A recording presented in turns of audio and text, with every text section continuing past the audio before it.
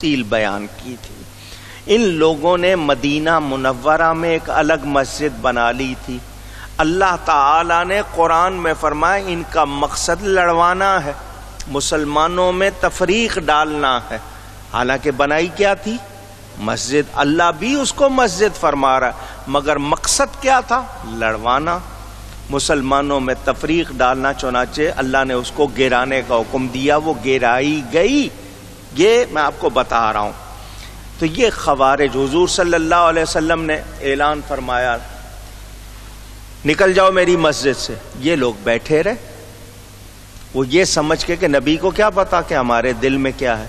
منافق کون؟ جس کی زبان پر ایمان کا کلمہ، دل میں ایمان نہیں، اس کو کیا کہتے ہیں؟ منافق۔ منہ پر کچھ اور، اندر کچھ اور۔ حضور نے فرمایا نکلو، تو وہ کہنے لگے نبی کو کیا پتا، یہ کیا جانے۔ تو حضور نے فرمایا نکلتے ہو یا میں نام لے کر پکاروں؟ وہ پھر بھی بیٹھے رہے۔ تو میرے نبی پاک صلی اللہ علیہ وسلم نے ایک ایک کا نام لیا، کیونکہ میرے نبی سے کسی کے دل کا حال چھپا ہوا نہیں۔ صحیح حدیث ہے، فرمایا تمہارا رکوع بھی مجھ سے چھپا ہوا نہیں، تمہارا خشوع بھی چھپا ہوا نہیں۔ یہ خشوع ایک گریہ زاری، عاجزی کی کیفیت دل میں، حضور فرماتے ہیں وہ بھی چھپی ہوئی نہیں، اللہ دکھانے والا۔ تو حضور نے نام لیا، اخرج یا فلان ابن فلان، او فلانے کے بیٹے فلانے نکل جاؤ، او فلانے۔ اب نام لیا تھا، نکال دیے گئے۔ اب ان کو تو بہت تکلیف۔ دو ہی باتیں ہوتی ہیں، جس کا پول کھل جائے یا وہ توبہ کر لے یا وہ اور ڈھیٹ ہو جائے۔ تو یہ اور زیادہ ڈھیٹ ہو گئے اس وقت سے۔ یہ میں بتا رہا ہوں آپ کو کہ وہ تو نبی پاک کے پیچھے نماز پڑھتے تھے، اس زمانے میں، ظاہری زمانے میں موجود تھے۔ یہ نبی کریم صلی اللہ علیہ وسلم کے وہی منافق ظاہری زمانے میں جو موجود تھے، منافق۔ اب خود ابن تیمیہ، ان کا بڑا عالم، خود یہ کہتا ہے کہ اس امت میں سب سے پہلی بدعت جو واقع ہوئی، تفرقہ جو ہوا، وہ خوارج کی بدعت تھی۔ وہ کیا تھی؟ اونچی گئی ہے، خود وہ کہہ رہے ہیں کہ وہ خوارج کی بدعت تھی۔ آج نیک کاموں کو بدعت کہہ رہے ہیں، وہ کہہ رہا ہے کہ جی وہ اصل وہ بدعت ہے۔ چنانچہ یہ حروریہ اور خوارج جو تھے، انہوں نے کیا کیا؟ اب اس کی پوری ایک تفصیل ہے، اور ان کے بارے میں نبی پاک صلی اللہ علیہ وسلم کے واضح ارشادات موجود ہیں۔ ان لوگوں نے طرح طرح سے دین میں اتنی باتیں نکالی، لوگوں کو لڑوایا، مسلمانوں کو۔ کیوں؟ کہ ان کی اصل یہودی تھی، یہ یہودیوں کے ایجنٹ، اور ان کا کام مسلمانوں کی قوت کو توڑنا تھا۔ چنانچہ حضرت علی کرم اللہ تعالی وجہ الکریم نے ان سے جنگ کی۔ یہ کلمہ پڑھتے تھے، یہ نماز پڑھتے تھے، یہ روزے رکھتے تھے۔ آپ تو نماز 2 منٹ میں پڑھیں، وہ 2 منٹ والی نماز 10 منٹ میں پڑھتے تھے، لمبی لمبی، سجدے بھی لمبے، رکوع بھی لمبے، اور باقاعدہ تمام بہت زیادہ پائچے اونچے رکھنا، جو ساری نشانیاں ان کی حدیث میں بیان ہوئی، سر منڈانا، سارا کچھ۔ یہ اس زمانے میں کیا کہتے تھے کہ اللہ کے سوا کوئی حاکم نہیں ہے، تم بندوں کو کیوں بناتے ہو؟ تو حضرت علی جواب دیتے تھے کلمۃ حق ارید بہا باطل، جو کلمہ کہہ رہے ہیں وہ حق ہے، کیونکہ وہ قرآن کی آیت ہے، ان الحکم الا للہ، مگر اس سے جو مراد لے رہے ہیں وہ باطل ہے۔ اسی قرآن میں ہے الیس اللہ باحکم الحاکمین، اسی قرآن میں ہے وَإِذَا حَكَمْتُمْ بَيْنَ النَّاسِ أَن تَحْكُمُوا بِالْعَدْلِ، اسی قرآن میں دوسری ایک کو لے لیں، باقی آیتوں کو چھوڑ دیں، تو کیا یہ ایمان ہوگا؟ تو حضرت علی ان کو جواب دیتے تھے۔ انہوں نے کیا کیا؟ یہ کہتے تھے کہ جس نے بڑا گناہ کر لیا وہ دائمی جہنمی ہے، اس کی بخشش کی گنجائش ہی نہیں ہے۔ یہ کہتے تھے ظالم اور فاسق کوئی بھی اگر حاکم ہو اس کے خلاف خروج کرو۔ حضرت عثمان، حضرت علی اور حضرت معاویہ ان کی بیان کی ہوئی روایتوں کا یہ انکار کرتے تھے۔ ان کے نزدیک مسلمانوں کا خون حلال تھا، یہ اپنے سوا دوسروں کو مسلمان نہیں سمجھتے تھے اور ان کا خون حلال سمجھتے تھے۔ اس کو ابن تیمیہ خود بدعت کہہ رہا ہے، اور آج دیکھ لیں کہ کیا ہو رہا ہے۔ یہ میں صرف جھلکیاں دکھا رہا ہوں، بندوں کو پہچاننا آپ کا کام۔ ایک فرقہ تھا مرجئہ، یہ کہتے تھے کہ ایمان کا تعلق قول سے اور زبان سے ہے، عمل کا اس میں دخل نہیں ہے۔ ان کے نزدیک یہی تھا کہ انسان کا کہنا، زبان سے کہہ دیا، کلمہ پڑھ لیا، بس یہی ہے، عمل کی کوئی حیثیت نہیں ہے۔ اگر نماز نہ پڑھیں، روزہ نہ رکھیں، تب بھی بخشے جائیں گے، یہ ان لوگوں کا کہنا تھا۔ اور وہ کہتے تھے کہ اگر بندہ مومن ہے تو اس کو کوئی گناہ بھی نقصان نہیں دے سکتا، جس طرح کفر کے ہوتے ہوئے محض یہ کہنا کہ میں کہنا مانتا ہوں، دعوی اطاعت کوئی فائدہ نہیں پہنچاتا۔ ان لوگوں نے یہ اس طرح کی باتیں کی۔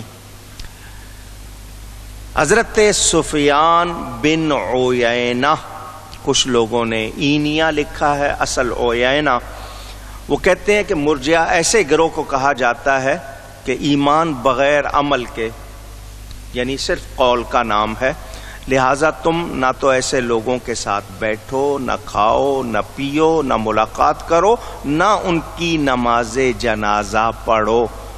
تو پتہ چلا جس کا عقیدہ درست نہیں، اس کے ساتھ اٹھنا، بیٹھنا، کھانا، پینا، ان کی نماز پڑھنا درست اونچی، یہ شروع سے چلا آ رہا ہے، کوئی نئی بات نہیں۔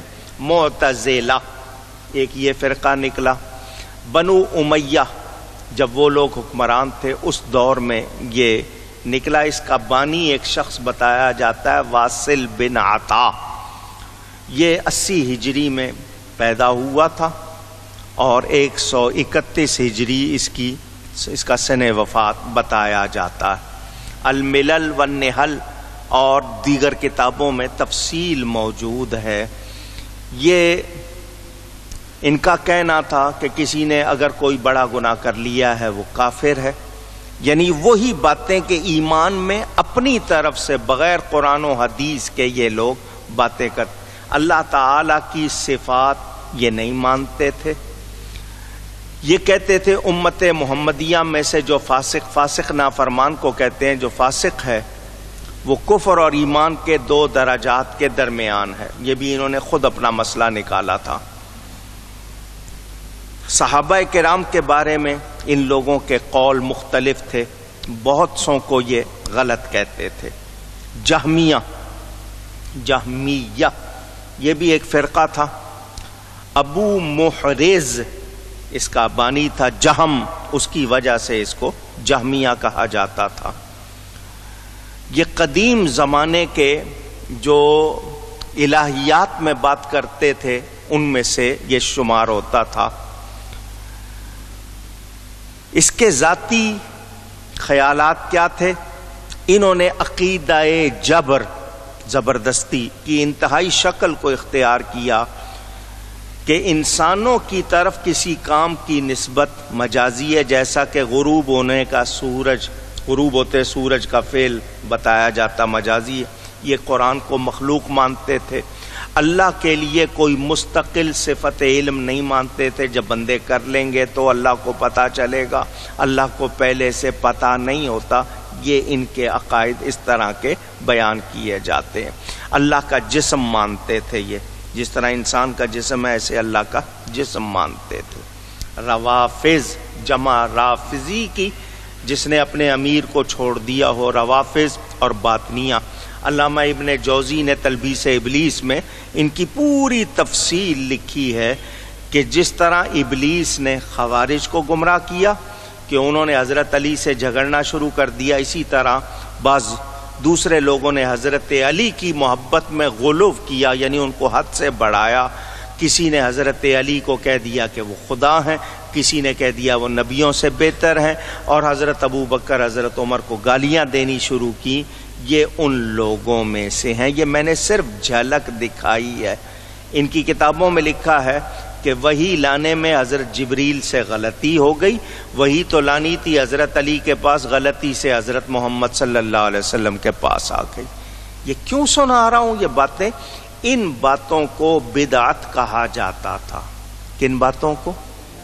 ان باتوں کو کہ جو دین کی مخالف تھی، اور آج جائز کاموں کو بدعت کہا جا رہا ہے. تو ذرا سمجھیں کہ بدعت ہے کیا. یہ میرا مقصد آپ کو سمجھانے کا. قدریہ تھے یہ، تقدیر پر بحث کرنے والے، وہ اپنی باتیں کرتے تھے. ان کے الگ الگ سلسلے تھے. جتنے بھی یہ فرقے نکلے تھے جنہوں نے دین کے حوالے سے غلط باتیں کی تھی، ان کو بدعتی کہا جاتا تھا. کبھی کسی نے نبی پر سلام پڑھنے کو، نبی کی تعظیم کرنے کو، میلاد شریف کرنے کو، انگوٹھے چومنے کو، ان باتوں کو کبھی کسی نے بدعت، اونچی گئی ہے، اونچی نہیں کہا تھا. آج کیا باتیں ہو رہی ہیں اور اصل بدعتیں کیا تھیں، میں نے یہ صرف آپ کو نمونہ دکھایا ہے. ایک شخص کا نام آپ کو ضرور سنانا ہے، ذوالخیسرہ. یاد کر لیں گے؟ ذوالخیسرہ. یہ وہ بدبخت بدترین شخص تھا جس نے میرے نبی کی گستاخی کی تھی. حضور صلی اللہ علیہ وسلم مال غنیمت تقسیم فرما رہے تھے. اس بے ایمان نے نبی پاک کی گستاخی کی. سب سے پہلی بدعت میرے نزدیک نبی کی گستاخی ہے. سب سے پہلی بدعت اونچی، دھیان سے سنیں، بخاری میں، مسلم میں، مشکات میں حدیث موجود.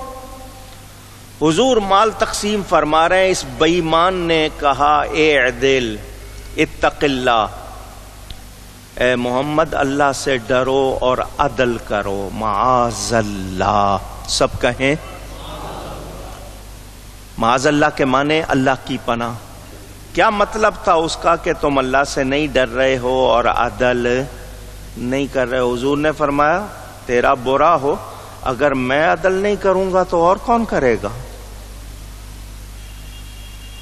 نبی کریم صلی اللہ علیہ وسلم کی جب اس نے کی گستاخی، حضرت عمر نے تلوار نکال لی.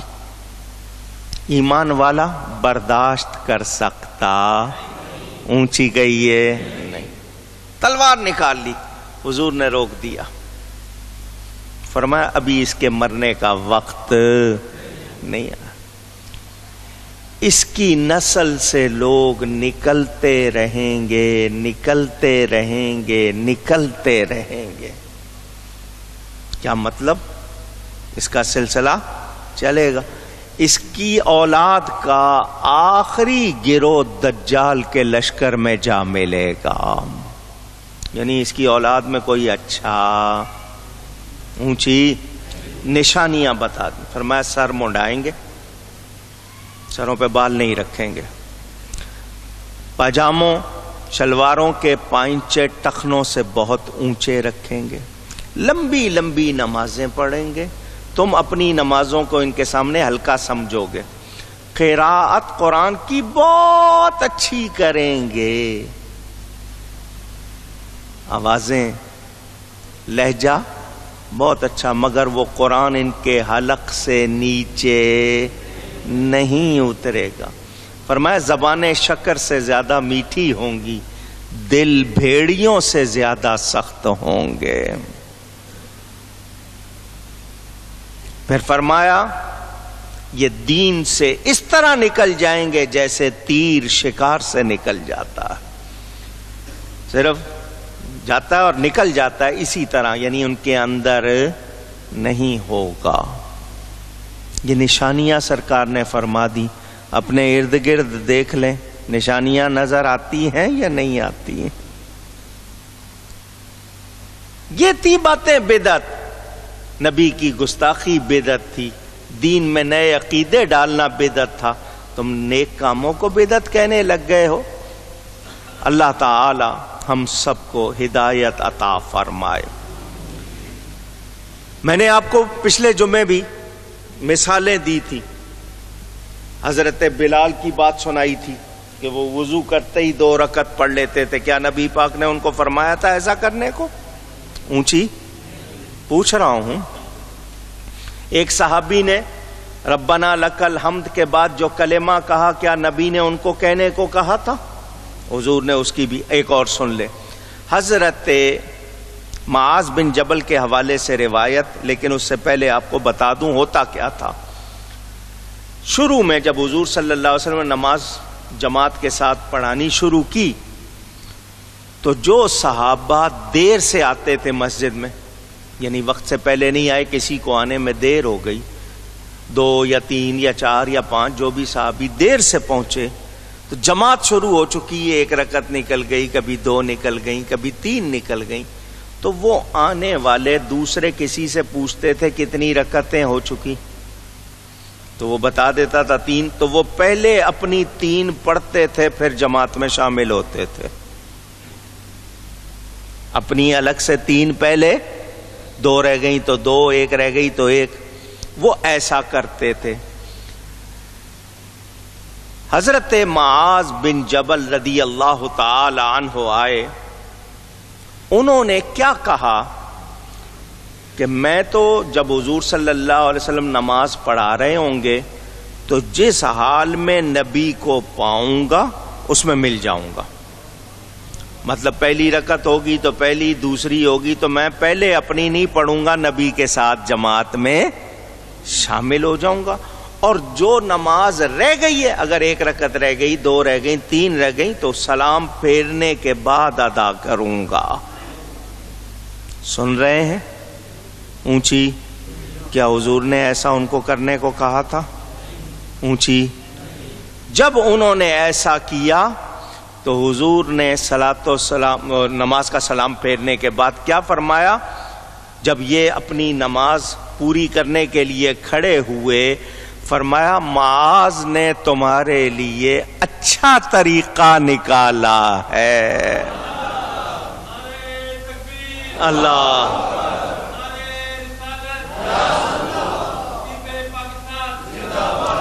معاذ نے تمہارے لیے اچھا طریقہ نکالا ہے، تم اسی طرح کیا کرو۔ کہاں ہے یہ روایت؟ ابو داؤد میں، صحاح کی کتاب۔ کیا حضور نے ایسا ان کو فرمایا تھا؟ اونچی، انہوں نے کیا، نبی نے پسند کیا یا نہیں کیا؟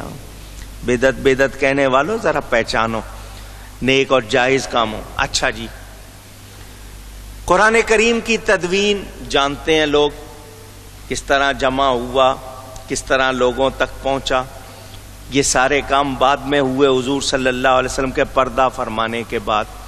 آپ لوگ آئے ہوئے ہیں جمعہ پڑھنے،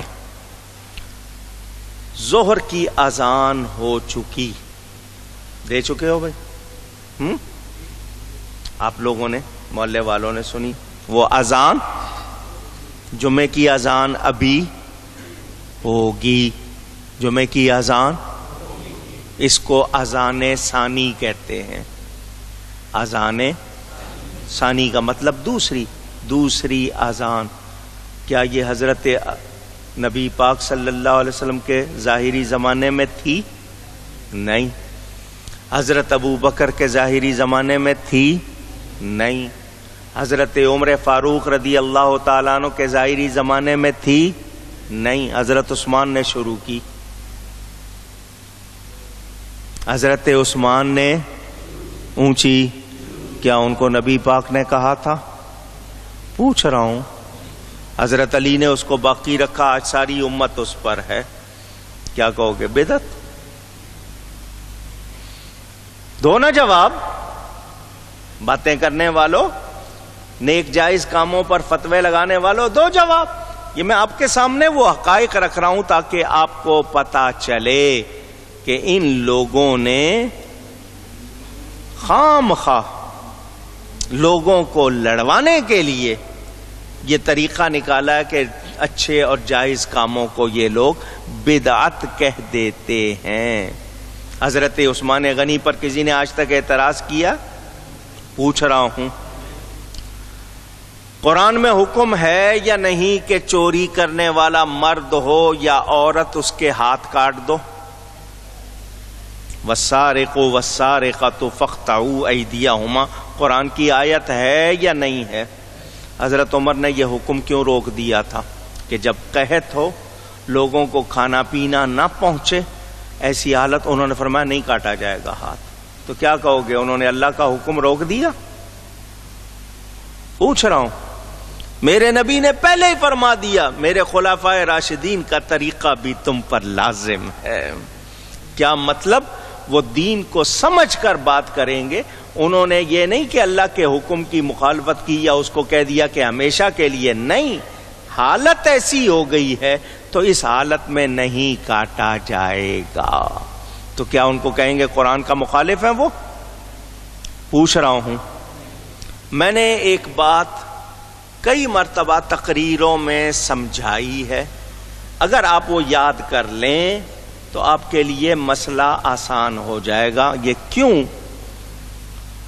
یہ ایک ایسا اصول ہے کہ سمجھ آ جائے تو آپ کو بحث کی ضرورت نہیں پڑے۔ اسلام میں ایک قانون ہے جس کو تمام اہل علم جانتے ہیں کہ اصل اشیاء میں اباحت ہے، فی اصل الاشیاء اباحۃ، یعنی ہر چیز کی اصل میں، بنیاد میں، جڑ میں اباحت، مباح ہونا، مباح ہونے کے معنی حلال ہونا ہے۔ شریعت منع کر دے تو ہم رک جائیں گے، اگر شریعت خاموش ہے تو وہ چیز مباح ہے۔ شریعت خاموش ہے تو وہ چیز اونچی۔ اب اس کا دوسرے لفظوں میں جو میں بیان کرتا ہوں وہ سن لو کہ منع کرنے کے لیے دلیل چاہیے۔ آسان لفظوں میں کہہ رہا ہوں، منع کرنے کے لیے